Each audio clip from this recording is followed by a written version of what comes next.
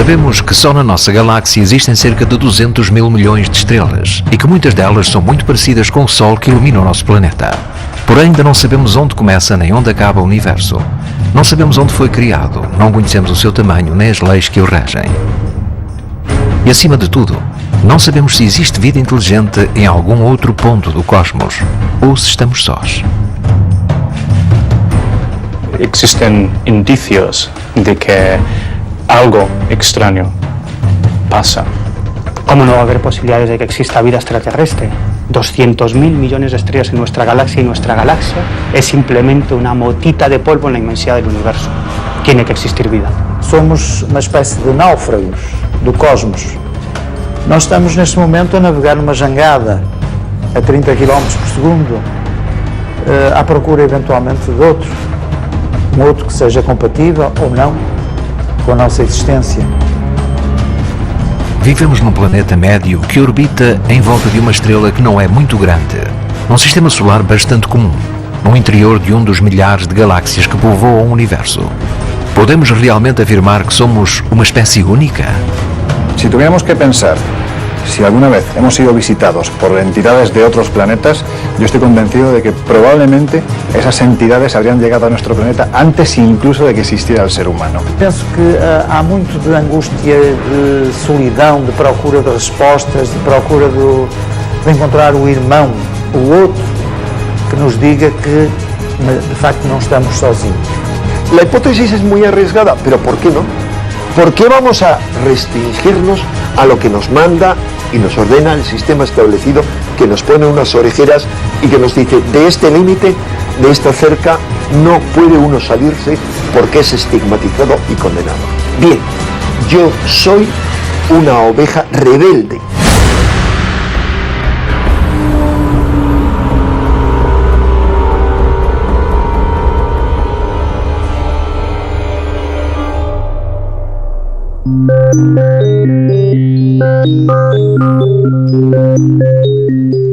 Quando se estuda um fenómeno OVNI em profundidade, acaba por se aceitar em 90% dos casos que se trata de um cometa, um balão meteorológico, sugestão coletiva, um protótipo militar ou simplesmente imaginação popular. Mas nem sempre. Es probable que entre tantos casos, entre tantos miles de casos, exista uno que podría mostrar que nos hayan visitado desde fuera. No dia 24 de julho de 1947, perto do Monte Rainier, no estado de Washington, desaparece um avião de combate a incêndios. Kenneth Arnold, um piloto local, preparou o seu Calera A2 e partiu à sua procura. O céu estava limpo. E de repente algo lhe ilumina o cockpit, começa a fazer ali impressão na cara e ele tenta perceber o que é que se passa ali e, olhando pela janela do seu avião, repara que há ali uns objetos. Perante ele e sobre o Monte Rainier, Arnold avistou 9 aeronaves em formação.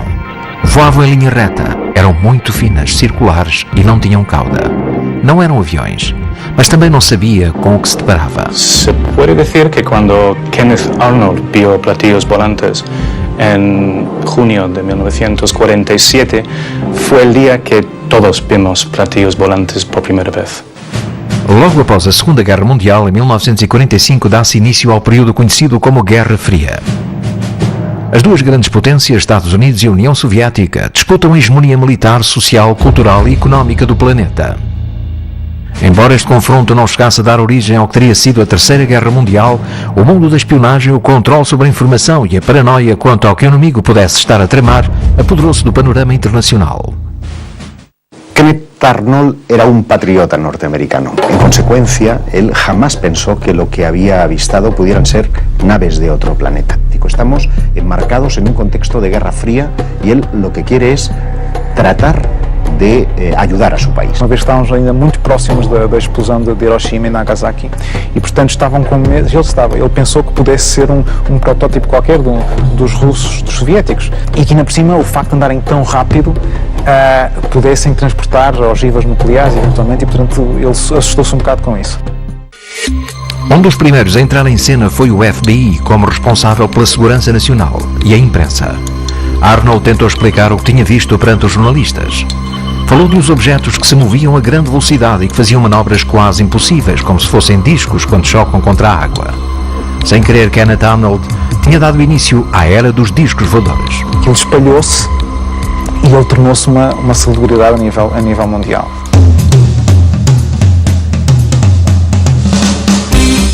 Las emisoras de radio empezaron a ofrecer recompensas a cambio de un platillo volante auténtico. En esa época nadie se imaginaba que podrían ser del tamaño de una nave espacial.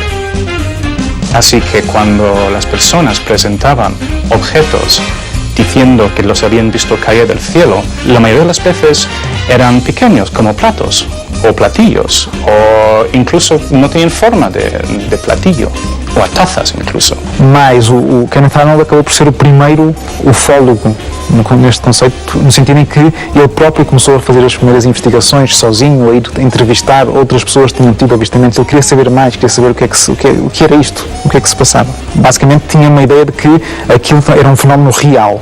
Y, por tanto, no era para brincar. No. Kenneth Arnold fue una persona muy sincera que solamente explicó lo que había visto. 9 objetos que habían sobrevolado y que no sabía lo que eran. O sea, todo el fenómeno de los platillos volantes podría deberse a un error de contexto, a una mala interpretación. Ya meses después de la experiencia, hizo una reflexión en voz alta muy interesante. Y es, aquí parece que todo el mundo está loco, menos yo. Sofreu bocado com pressões no sentido de, não sabemos se do governo, se de militares, mas alguém lhe bateu à porta e disse claramente que ele devia parar de falar sobre aqueles acontecimentos. La historia de los platillos volantes quizás empezó con Kenneth Arnold aquel día, el 24 de junio, pero los ovnis en sí ya llevaban siglos observándose en el cielo. La península ibérica ha jugado un papel importante dentro de esta casuística y también encontramos registros antes de la fecha en la que Kenneth Arnold tuvo su avistamiento. Sem ir mais longe, 10 anos antes do avistamento de Arnold e quando ainda não existia a palavra OVNI, algo muito similar àqueles discos voadores já cruzava os céus da Península Ibérica. Em 1936 começa a Guerra Civil Espanhola, um período em que a população se mostra muito mais preocupada com a pobreza ou com os bombardeamentos do que com uma possível visita extraterrestre. Fue un conflicto en el que uno de cada 20 españoles, que se dice pronto, uno de cada 20 españoles se dejaron la vida, bien en la guerra o bien como consecuencia. En 1936, evidentemente que no era una España preocupada por algo que no existía. Yo creo que ni tan siquiera a partir del 47, cuando empieza la historia moderna del fenómeno OVNI, ni tan siquiera es consciente de que hay un fenómeno que se llama OVNI. Es verdad que antes que Arnold, en España, hemos tenido noticias de avistamientos de objetos en el firmamento que no podemos explicar. Por ejemplo, en la comarca de las Urdes, en el norte de Cáceres, allí la gente hablaba de banastros voladores. Es decir, lo que surcaba aquellos montes desprendiendo una enorme luz que asustaba, de hecho, porque asustaba realmente a los testigos, era lo más parecido a esos cajones que hoy podemos ver en los que viven las avispas. Pero, por ejemplo, si te vas a la zona de Sevilla, hay un caso fascinante que protagoniza un señor que se llama Juan el Palmareño, ¿no? Y él, muy cerca de Aznalcóllar, va en su coche conduciendo y a muy poquita distancia se le coloca lo que él identifica como un autobús volador.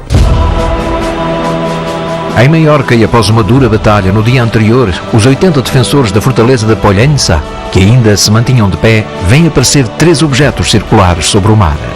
Temerosos de que se tratasse de um novo ataque, tomaram posições. Os soldados descreveram-nos como umas aeronaves com forma de disco que voavam de forma impossível. Los muy diversos testimonios que vieron ovnis durante la Segunda Guerra Civil Española obviamente no podían estar influenciados por nada, porque es más, ninguno de los testimonios que yo conozco lo asocia a extraterrestres. Ven cosas asombrosas. Defensores da posição de Peñón de la Mata em Granada afirmam ver surgir um novo artefacto metálico a 200 metros de altura. Ante a impossibilidade de ser identificado como uma nave espacial na Espanha de 1938, as descrições referem um enorme sombrero mexicano cor de alumínio mate como a roda de um carro. Ao passar precisamente por cima do lugar que os soldados defendiam, estes chegaram a vislumbrar janelas escuras nas laterais. Girava sobre si mesmo e emitia algo parecido a vapor. Hay un caso que me parece tremendamente sólido y en el que tenemos como testimonio una fotografía Una fotografía que fue publicada por el diario ABC mostrándose en el momento en el que los combatientes están formando parte de una batalla, como si quisiera entrar en la foto, como si realmente ese objeto no identificado quisiera pasar a la historia. Y una familia de temporeros que trabajaba en la zona de Yeste, de Peñascosa, en Albacete, aseguraba que en aquel lugar algo aterrizó en mitad de los campos, pero ojo, no solo aterrizó, sino que es que incluso de aquel cacharro, de aquel aparato, de aquella supuesta nave, descendieron dos seres que estuvieron conviviendo con los temporeros, no trabajaban con ellos, no les aleccionaban de ninguna forma, pero sí parecían observar. Esto ocurre, como te digo, en el mes de febrero del año 1937. Vários habitantes de uma pequena povoação da região de Cáceres receberam pouco tempo depois, em 1939, várias visitas de um ser com pernas de metal cuja aparição era quase sempre precedida de um forte clarão. Tinha o aspecto de um soldado estranho que caminhava a passos largos e de forma desajeitada. Cuando el testigo está referenciando que está viendo algo en los cielos, no te habla de un fenómeno ovni, te habla de una cafetera voladora, porque para él era lo más cercano que tenía a lo que era su monotonía diaria. 5 meses mais tarde, nas montanhas de Alcarria, um tenente e o seu assistente depararam-se com um artefacto com cerca de 11 metros, suspenso a 2 metros do solo. Na base, uma coluna de luz suportava 2 pessoas que as testemunhas julgaram ser agentes do Generalísimo. Protótipos nazis? Primero, no hay ni una sola evidencia que en 1936 al 39, ni una, hubiera naves de tipo discoidal desarrolladas en Alemania, como después sí hay proyectos, o sea, un poquito después. Pero segundo, lo interesante es que simultáneamente y a veces en el mismo mes en que se dan esas apariciones en España, encontramos apariciones similares en todo el globo. A Força Aérea Espanhola era muito reduzida e antiquada. A primeira ajuda da Alemanha foi materializada em 20 aviões Junkers, mas nenhum desses aviões correspondia às características descritas pelos testemunhos. Uma aeronave circular na Espanha de 1938? Si los hubiera visto Kenneth Arnold, hubiera dicho, esto es lo que vi, ¿no? Es lo más parecido a un platillo volador. Pero de ahí a pensar que la enorme cantidad de sucesos que se produjeron, no solo en tiempos de la Guerra Civil, sino antes y después en nuestro país, sean todos explicables desde el punto de vista de un prototipo militar. Embora seja verdade que os alemães chegaram a conceber e a construir alguns artefactos com asas circulares, isso só foi feito anos depois, de modo que dificilmente poderiam estar a sobrevoar os céus espanhóis. Pensar que los ovnis son una influencia de la ciencia ficción creo que es un error, porque la ciencia ficción no deja huellas. Y los ovnis, en ocasiones, han dejado una huella física que se ha podido estudiar, que se ha podido investigar. Sombreros mexicanos, cafeteiras e autocarros voadores. Enquanto as descrições daqueles objetos estranhos se identificavam com artefactos facilmente reconhecíveis na Espanha dos anos 1930, os serviços de informação dos Estados Unidos estavam prestes a situar-se perante um fenómeno novo, sem nome e para o qual ainda não dispunham de protocolos de atuação. Tinham passado apenas 16 dias desde o avistamento de Kenneth Arnold, quando no Novo México se ia produzir um acontecimento que passaria à história como a primeira tentativa de ocultação do fenómeno OVNI por parte das autoridades, e ao mesmo tempo, como o caso mais conhecido de uma possível visita extraterrestre ao nosso planeta, o caso Roswell.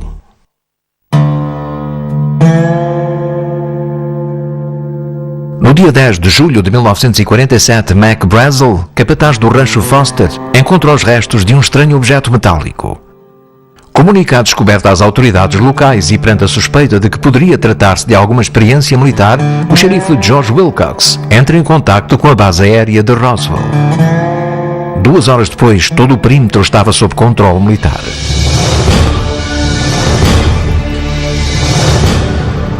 La Fuerza Aérea Norteamericana informa de la captura de un platillo volante en los alrededores de la localidad de Roswell. Quem emite este comunicado é o oficial de Relações Públicas, o tenente Walter Hood. Horas mais tarde, desde Washington, é desmentida esta informação e assegura-se que o objeto voador encontrado no Novo México não passa de um balão meteorológico. Por mucho que hayan intentado echar arena encima de Roswell, es evidente que ahí ocurrió algo raro y, en opinión mía y de mucha gente que vivió en Roswell en aquella época, allí cayó una nave extraterrestre. O caso Roswell passou a ser considerado ultra secreto. Porém, os protagonistas do evento não foram completamente silenciados, apesar de todos eles afirmarem ter recebido visitas do Exército e do FBI. Ahora ya no se habla de una nave, se habla incluso hasta de 2 naves extraterrestres que se estrellan en el desierto de Nuevo México. Son recuperados varios cadáveres, uno de ellos de los tripulantes incluso podría estar herido, murió un tiempo después. O xerife Wilcox contou à sua família que um disco voador se tinha despenhado no rancho Foster, que tinha visto os cadáveres de alguns alienígenas e que chegaram inclusivamente a encontrar um com vida. A agência funerária Ballard de Roswell, que dispunha de um contrato para proporcionar serviços à base aérea, recebe uma chamada de um oficial que solicita 3 caixões, o mais pequenos possível, e que pudessem ser hermeticamente fechados. O próprio Marcelo assegura que se tratava de uma nave espacial e que os militares chegaram a substituir as peças que ele encontrou pelas de um balão meteorológico. Despenhou-se realmente em Roswell uma nave extraterrestre?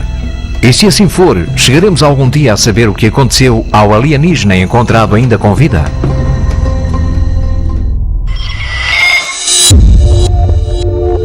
Temos outros casos, temos o Filipe Corso, um coronel da Força Aérea, que afirma ter tido contacto com os destroços do Roswell, que esteve lá, que assistiu, que viu o corpo de um dos seres no leito da morte, fez uma série de confissões a dizer que, enfim, que havia realmente uma campanha para descredibilizar e que Roswell tinha sido de facto real. Corso afirma que, a certa altura, se apercebeu que os radares interferiam na sustentabilidade desses chamados UFOs, ou OVNIs, e que assim que os militares se aperceberam disso, começaram a direcionar o radar no sentido de os fazer cair. Corso diz que muita da tecnologia, muito do desenvolvimento tecnológico que houve no século XX foi devido à reengenharia da recuperação que houve de certos objetos que caíram, que os militares tiveram acesso e que conseguiram recuperar essa tecnologia, e daí o desenvolvimento dos computadores, dos ecrãs de plasma, enfim, todo este muito acelerado progresso que nós tivemos no século XX resulta de facto, a começar por Roswell e de outros que tenham acontecido que tem a ver. Casualidade ou não, nos 20 anos que se seguiram ao incidente de Roswell, a humanidade alcançou um desenvolvimento tecnológico inimaginável poucos anos antes. A década de 1940 foi marcada pelo controle de energia nuclear. Como consequência da Segunda Guerra Mundial, desenvolveu-se o radar e constroem-se os primeiros computadores eletrónicos. Entretanto, as casas enchem-se de eletrodomésticos. Em 1950 é inventado o cartão de crédito. Em 1953, Watson e Crick descobrem a estrutura do ADN. Em 1958, desenvolvemos o chip. Em 1961, Yuri Gagarin torna-se o primeiro astronauta e nasce a tecnologia laser.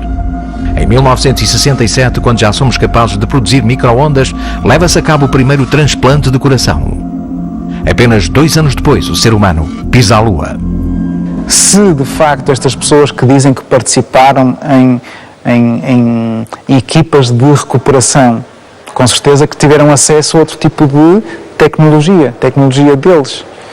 Com certeza que tiveram a trabalhar em como perceber como é que aquilo funcionava, mas estamos a negar acesso a essa informação. O ex-ministro da Defesa canadiano, Paul Hellyer, é também uma das pessoas que diz que Roswell é verdade. Sabe que existe uma campanha de descredibilização. El testimonio más potente para mí es el de un muchacho, un joven, en aquel entonces, cuyo padre estaba destinado en la base de Roswell, después, inmediatamente después del caso, pero que vivió, habló con muchos testigos, y este hombre se convirtió luego en el único doctor en ciencias que, con su doctorado debajo del brazo, y siendo además ingeniero y siendo piloto de pruebas de primerísima línea, pisó la luna. Era el doctor Edgar Mitchell.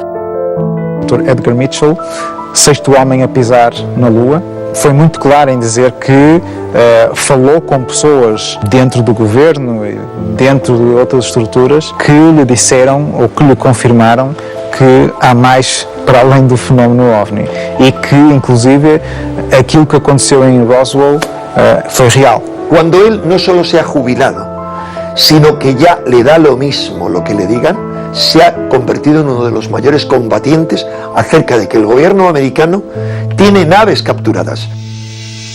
Recentemente, finais de junho, inícios de julho de 2012, Chase Brandon, ex-operativo da CIA, veio dizer que tinha acesso a informação acerca do Roswell e que Roswell de facto poderia acontecer.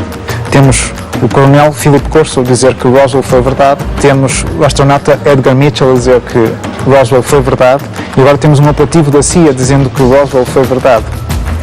Que verdade é esta que nós precisamos de saber e que não é dada a público? Otro de los casos que podríamos comparar con Roswell sería el extraño suceso que aconteció en el año 1994 en una población gallega llamada Serra de Outer. 18 de enero de 1994.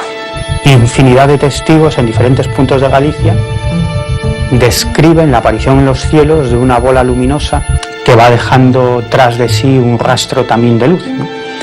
La mayoría de ellos se refiere a un objeto que avanzaba en trayectoria descendente, ¿no?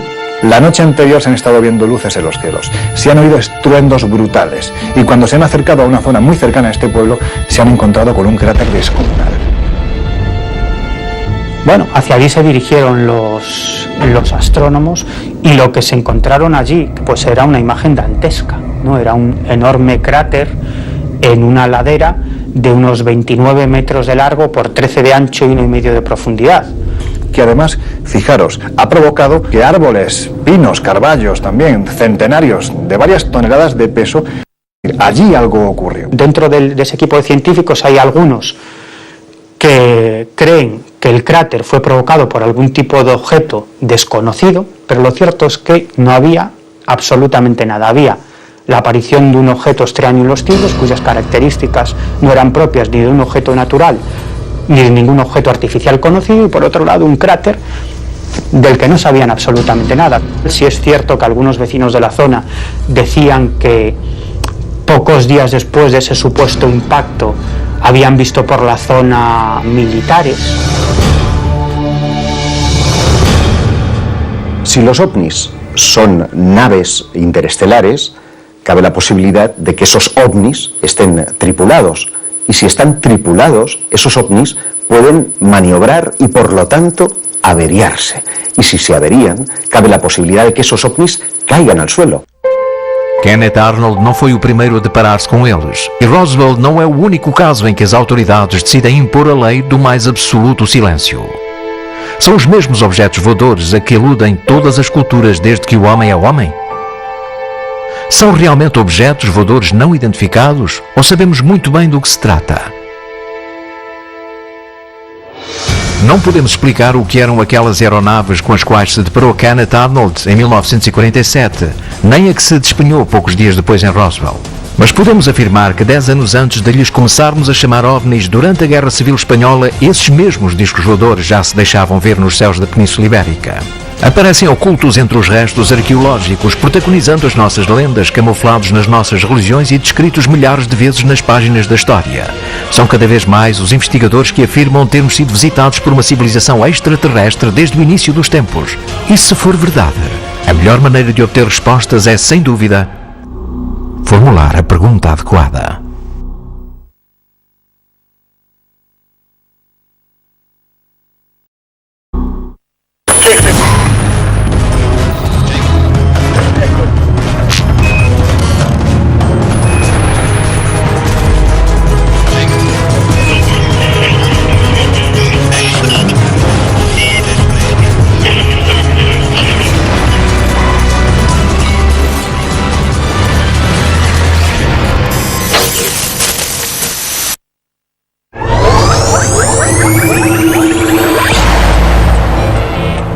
Teorias da conspiração, ficção científica ou paranoia. A verdade é que todas as potências contaram com organismos encarregados de recolher informação e investigar o fenómeno OVNI.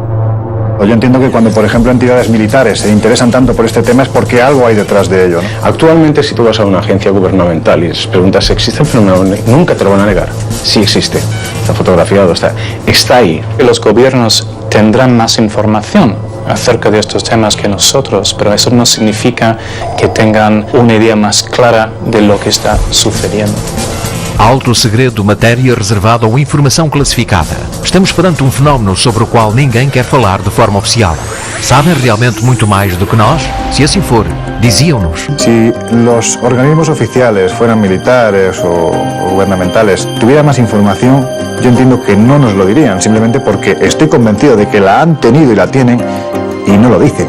Los militares, que son quienes más conocen de estas historias, no nos dirán jamás que se han producido contactos abiertos entre el gobierno norteamericano o el gobierno ruso y una civilización extraterrestre. Si el poder quiere eliminar el tema OVNI de nuestras vidas, lo primero que tiene que hacer es que a ti no te importe. Na eventualidade de facto estes objetos serem de fora, chegam cá com recurso a tecnologia, com recurso a combustível, um tipo de tecnologia brutal. Como é que íamos utilizá-la? Era para que fins? Existe un gran miedo en las altas esferas a que este tema algún día estalle y empecemos a pedir explicaciones sobre por qué se nos ha mentido tanto.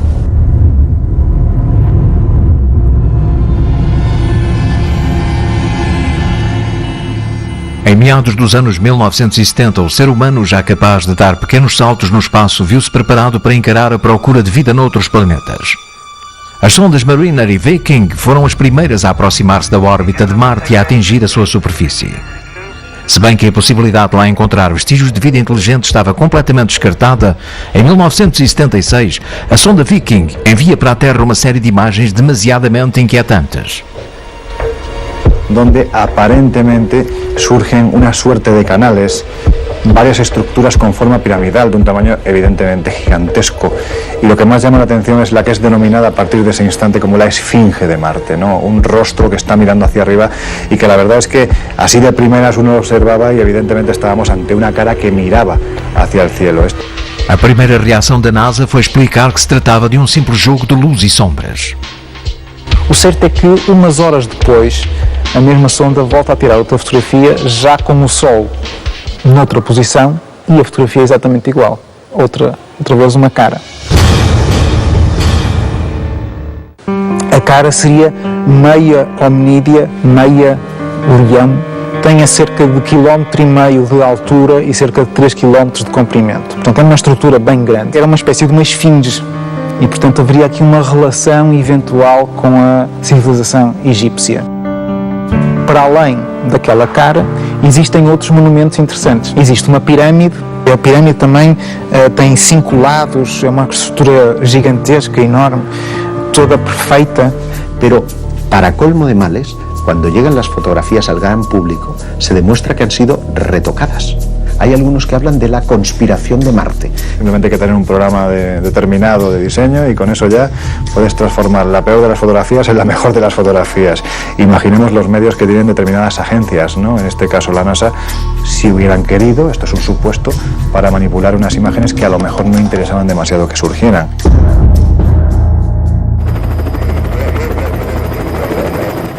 Em 1984, uma expedição científica chega à Antártida para recolher amostras de meteoritos. A solidão e as condições do continente gelado conservaram-nos intactos. Esta rocha converter-se-ia pouco depois na peça-chave sobre as investigações em Marte. Pesa quase 2 kg e é conhecida como ALH. Em 1996, a NASA apresentou à imprensa com um meteorito marciano com marcas fósseis de certos seres vivos.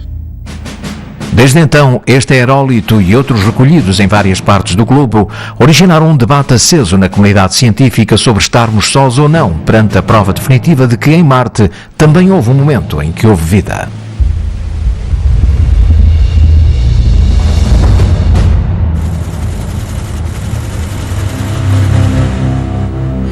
A NASA, ao longo dos tempos, das várias sondas que foi lá enviando, aproveitou sempre, apesar de sempre dizer que lá não havia nada, foi sempre tirando mais fotografias, mais fotografias, mais fotografias. Mas sempre descredibilizando. ¿No? Pero fíjate qué curioso. Resulta que esas caras se ubican en Marte justo en la misma zona en la que en la Tierra, si hiciéramos una correspondencia, estarían situadas nuestras pirámides. Podríamos inferir, por tanto, que están realizando un espejo del cielo en la Tierra. Algunas de esas construcciones tenían diferentes ángulos rectos y tenían diferentes proporciones entre sí que eran lógicas, o sea, como si fuesen las ruinas de una antigua ciudad. Lo que puede haber habido ahí es algo que se nos escapa. Ahora, vestigios de otro tiempo hay. Como se nos quisesse dizer alguma coisa, a cara de Sidónia parece estar a olhar diretamente para o nosso planeta. esa cara puede ser un retrato de un ser humano o un retrato de un homínido, dando dos posibles mensajes. Una, estamos muy cerca, tan cerca como para recrearos. Segundo, un homínido.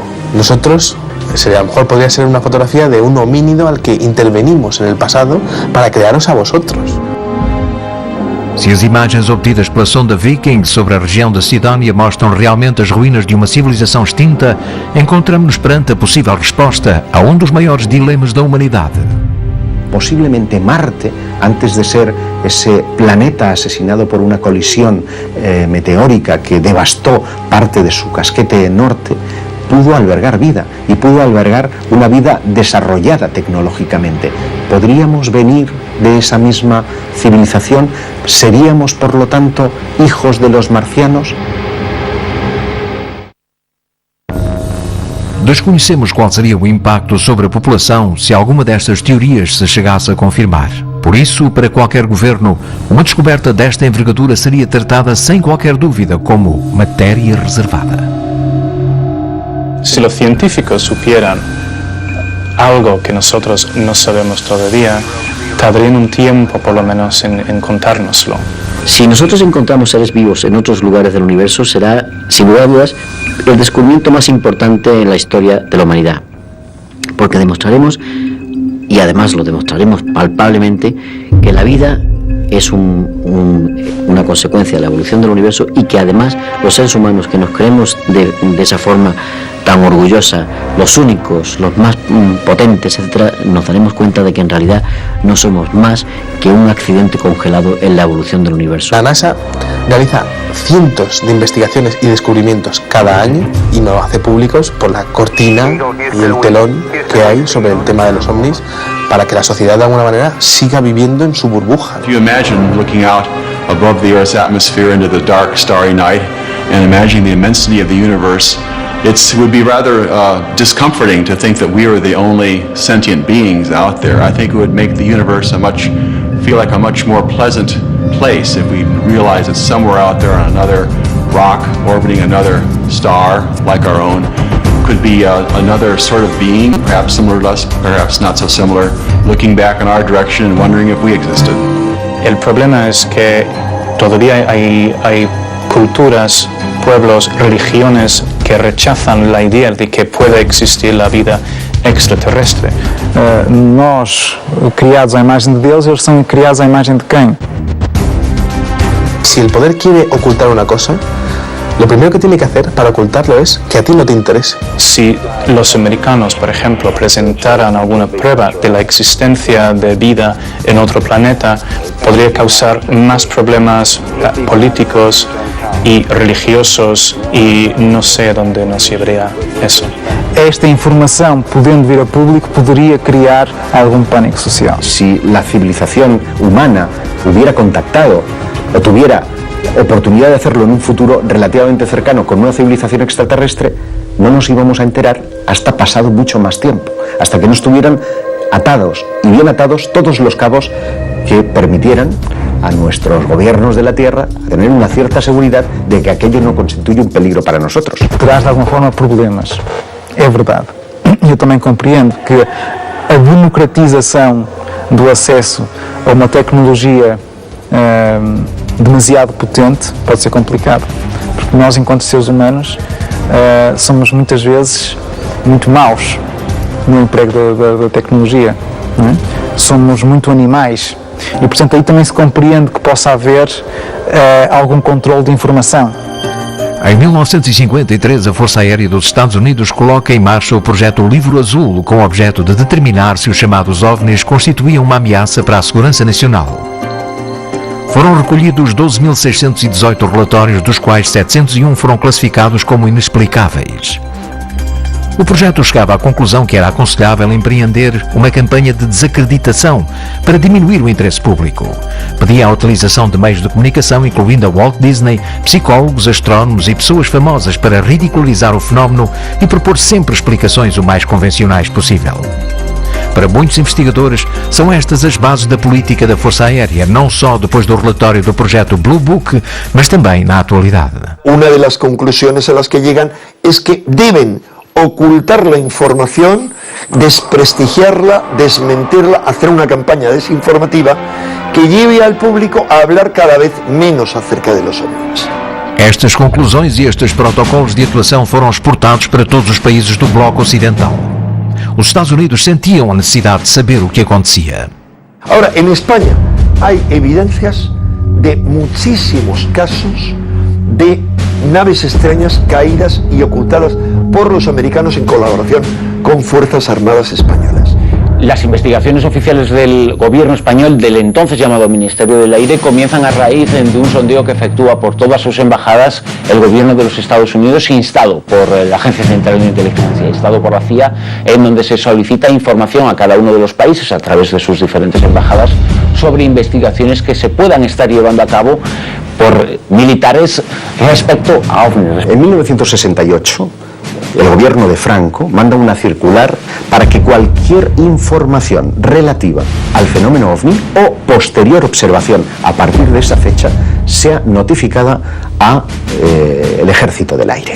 Y es así como se inicia la carrera de los expedientes o la clasificación de los no identificados en suelo español. A partir de esa fecha se empieza a acumular, por tanto, una ingente cantidad de informes. Y cuando sucedía algo, los que preguntaban eran los oficiales norteamericanos, e incluso cuando algún piloto descendía de su avión después de haber observado algo extraño en los cielos, su testimonio lo ofrecía por escrito, lo entregaba por un lado al ejército español, pero por otro era consultado también por el ejército norteamericano.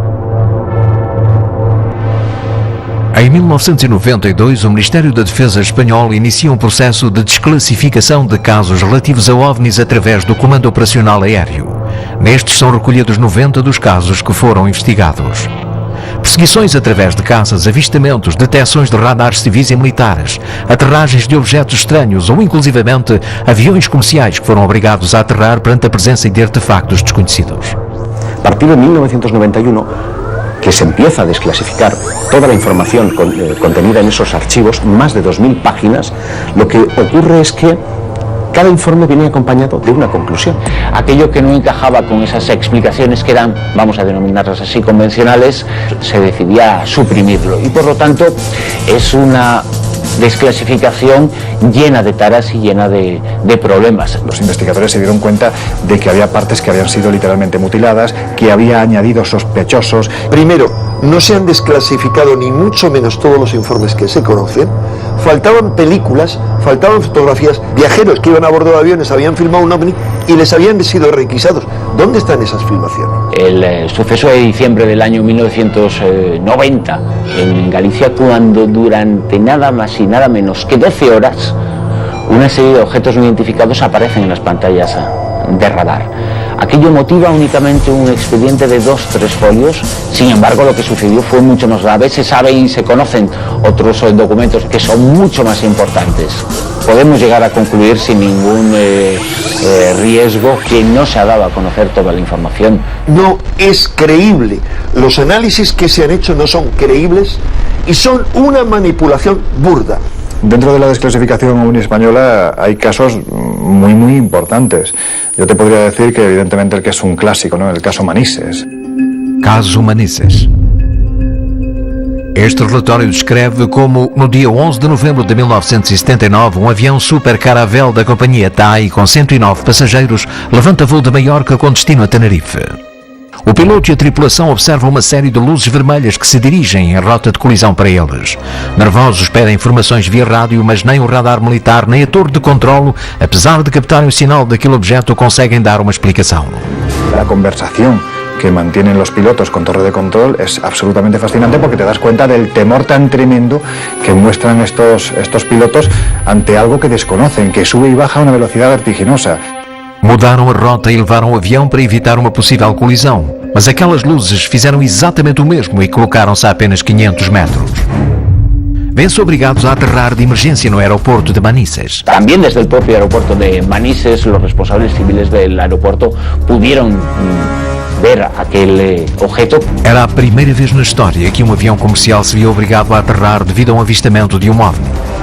Pouco depois, o exército faz descolar um caça Mirage da base aérea de Los Llanos. É levada a cabo uma incrível perseguição durante mais de 3 horas. El propio Fernando Cámara, que era el piloto que manejaba este Mirage, pues asegura que aquello está jugando con él, que no es capaz de cogerlo y que eso, sea lo que sea, no pertenece a una tecnología humana.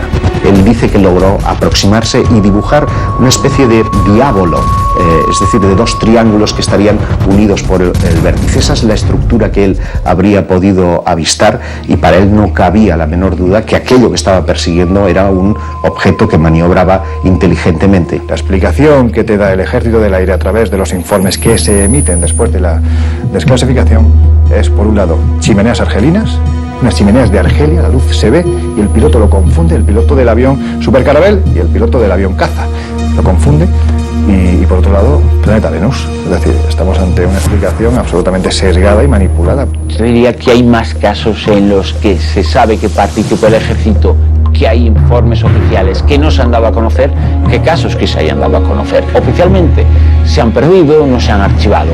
Extraoficialmente y por lógica tenemos que pensar que algo se quiere ocultar sobre ese tipo de eventos. Um dos casos mais alarmantes que ocorreram na Península e que não aparece na desclassificação é o que aconteceu em 1996 na base aérea de Morón de la Frontera. Esta instalación militar es enorme, ¿no? Y hay unas medidas de seguridad tremendas. Una serie de militares que se encontraban de guardia en ese momento observan en la pista de aterrizaje de Morón de la Frontera la aparición de un objeto con la forma más antiaerodinámica que te puedes echar a la cara. Un objeto en forma de Zeppelin, enorme, con una serie de luces a su alrededor y parecía que iba a tomar tierra. Cuando han recorrido prácticamente la mitad de la pista de aterrizaje, pega un acelerón y en décimas de segundo se convierte en un punto de luz lejano y desaparece. Embora o Exército sempre se tenha mantido fiel à postura de negar cada caso, encontramos sérias contradições no interior da desclasificação de 1992. Te digo que tuvieron un fallo porque desclasificaron la conocida como IG 40/5, que es una instrucción, una serie de folios donde te dicen a los militares pues cómo tienen que comportarse ante un testigo, ante la posibilidad de que haya habido un aterrizaje, ante la posibilidad de que haya de esa nave hayan bajado una serie de humanoides. Es decir, si tú no crees, ¿para qué remites eso a todas tus bases y acuartelamientos? Algo detrás hay, cosas tan sumamente completas como son folios en los que tienes que describir cómo es el supuesto tripulante de esa supuesta nave extraterrestre. O fenómeno OVNI foi estudado e manteve em alerta as altas instâncias do Exército durante décadas. Continua a ser importante para eles? Hay un pequeño error, es pensar que el fenómeno en España no es secreto, sigue siendo secreto y sigue clasificándose todo aquello que después de una investigación pueda considerarse como no explicado. Siempre hay algún segmento dentro del ejército y por supuesto en su colaboración con el ejército norteamericano que está pendiente del tema. Si algún ovni cae en el territorio nacional, inmediatamente será cercado y habrá sobre él, se tenderá el pacto de silencio que hay en torno a este tema. Pero también hay militares que estando dentro de los principales lugares donde se produjeron esos incidentes salen diciendo que no, que lo que allí hay pertenece a inteligencias de otros planetas y que ellos mismos, como gente preparada que han sido como parte de esa USAF, que han estado dentro en el meollo de la cuestión, aseguran que es auténtico. Temos o caso de Robert Dean, sargento, fez parte do comando da NATO nos anos 60 e que diz ele ter tido acesso a um estudo feito pela NATO, que seria uma coisa assim deste tamanho. Nesse estudo já estavam catalogadas quatro espécies de seres humanoides. 2 dessas espécies tão idênticas a nós que facilmente seriam confundidas na rua e, portanto, que as altas patentes militares andavam um pouco assustadas porque facilmente, quer dizer, não sabiam se eles andavam nos corredores da Casa Branca ou noutro sítio qualquer e não sabiam.